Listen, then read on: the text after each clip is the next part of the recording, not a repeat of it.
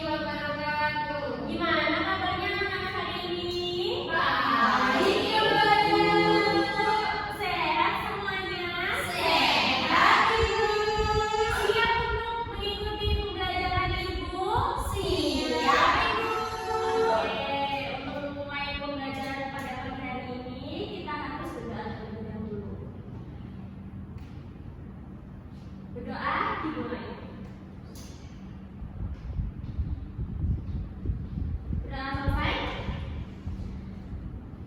Nampaknya sudah siap ya? Apakah hadir semua? Hadir. Oke, nanti Ibu langsung tanda tangani presensinya karena hadir semua ya, tidak ada yang izin. Langsung saja kita memasuki materi pada pagi hari ini, yaitu tentang mengenali karakteristik berbagai media informasi. Ya, ini yang baru sekali. Nah, Ibu mau tanya, apa itu media? Ada yang tahu? Coba angkat tangannya. Siap? Ya, siap. Silakan Rizky. Media itu alat dulu Alat untuk apa? Untuk menyampaikan apa? untuk menyampaikan suatu informasi. Iya, benar. Nah, jadi untuk mengenal berbagai macam media informasi serta karakteristiknya, maka kita harus memahami terlebih dahulu apa itu media informasi. Nah, media informasi adalah alat komunikasi yang digunakan untuk menyampaikan pesan dan informasi dari satu individu atau kelompok ke individu atau kelompok yang lainnya. Nah, media informasi dapat berupa media cetak, kemudian media elektronik, dan media digital. Dan masing-masing media tersebut memiliki karakteristik yang berbeda-beda. Nah, mari kita bahas satu persatu. Yang pertama itu adalah karakteristik dari media cetak. Nah, siapa yang ingin membacakan? Ya, silakan Rita. Media cetak merupakan media informasi yang paling tua dan tradisional. Media ini terdiri dari berbagai jenis seperti koran, majalah, buku, pamflet, dan sebagainya. Beberapa karakteristik dari media cetak antara lain informasi yang disajikan relatif tetap dan sulit diperbarui. Informasi hanya dapat diakses setelah diterbitkan dan diedarkan ke pembaca. Sifatnya yang mudah disimpan dan diarchikan. Ukuran dan tata letak informasi diatur secara struktur dan spasial. Oke, baik, terima kasih Rita karena telah membantu Ibu membacakan. Nah, di sini Ibu akan menjelaskan yaitu tentang karakteristik media cetak. Yang pertama, informasi yang diberikan pada media cetak tersebut itu relatif tetap dan sulit diperbarui. Nah, maksud yang ditulis ini adalah ketika kalian menemukan buku, nah buku itu kan sudah dicetak dan sudah tetap ya penulisannya. Nah, jadi tidak bisa diubah-ubah, kemudian tidak bisa diedit dan tidak bisa diperbarui dari informasi yang lama ke yang baru. Kemudian yang kedua yaitu informasi yang hanya dapat diakses setelah diterbitkan dan diedarkan ke pembaca. Nah, tentunya ketika ada seorang penulis mencetak buku atau mencetak tulisannya itu menunggu diterbitkan dan diedarkan, kemudian pembaca atau sasaran penulisan tersebut bisa menerima, bisa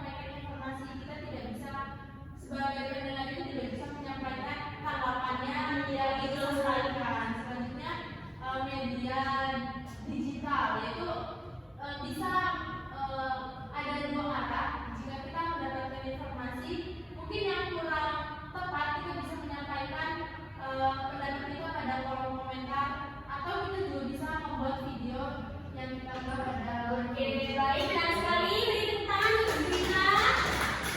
Jadi itu ya penyampaian materi pada Ibu. Penyampaian materi dari Ibu pada pagi hari ini. Cukup ya? Ada hal yang ingin ditanyakan lagi? Oke, baiklah. Untuk mempersingkat waktu, marilah kita menutup pembelajaran pada pagi hari ini dengan membaca doa. Berdoa dimulai. Doa selesai. Terima kasih telah mengikuti kelas dengan baik. Semoga ilmu yang Ibu sampaikan atau pengetahuan yang Ibu sampaikan dapat menambah.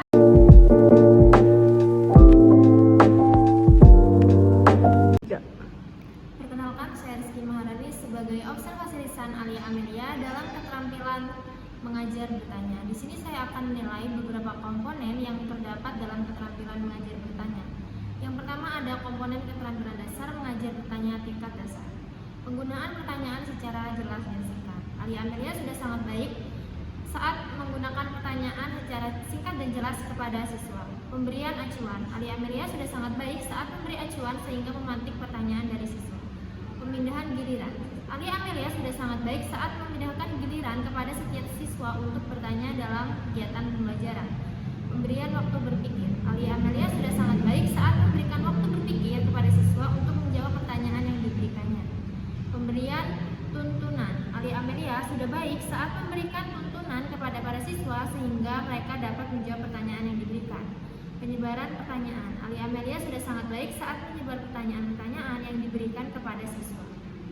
Yang kedua, komponen keterampilan dasar mengajar bertanya tingkat lanjut. Pengubahan tuntunan tingkat kognisi dalam menjawab pertanyaan. Dalam hal ini, Alia Amelia sudah sangat baik memberikannya ketika pembelajaran dalam kelas berlangsung. Pengaturan urutan pertanyaan. Alia Amelia sudah sangat baik saat mengatur urutan pertanyaan yang diberikan kepada siswa saat berada di dalam kelas.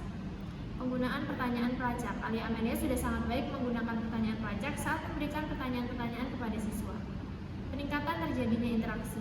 Alia Amelia sudah sangat baik saat memberikan interaksi sehingga siswa-siswa dapat aktif bertanya di dalam kelas. Komponen yang ketiga, komponen negatif yang perlu dihindari. Mengulangi pertanyaan sendiri atau mengulangi jawaban pembelajaran.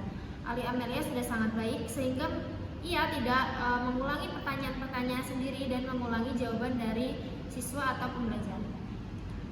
Menjawab pertanyaan sendiri. Alia Amelia sudah sangat baik memberikan pertanyaan kepada siswa sehingga Alia Amelia tidak perlu mengulangi pertanyaan-pertanyaannya lagi. Kemudian menunjuk dulu sebelum bertanya. Alia Amelia sudah baik saat memberikan giliran dan menunjuk siswa satu persatu untuk menjawab pertanyaan yang telah diberikan, mengajukan pertanyaan yang mengundang jawaban serempak. Alia Amelia mengajukan pertanyaan yang mengundang jawaban serempak. Alia Amelia sudah sangat baik melakukan hal tersebut sehingga tidak mengundang jawaban yang serempak dari para siswa. Yang terakhir adalah mengajukan pertanyaan ganda. Alia Amelia sudah sangat baik sehingga tidak mengajukan pertanyaan-pertanyaan yang berulang atau pertanyaan-pertanyaan ganda kepada siswanya secara berulang-ulang. Cukup sekian yang dapat saya sampaikan. Saya ucapkan terima kasih.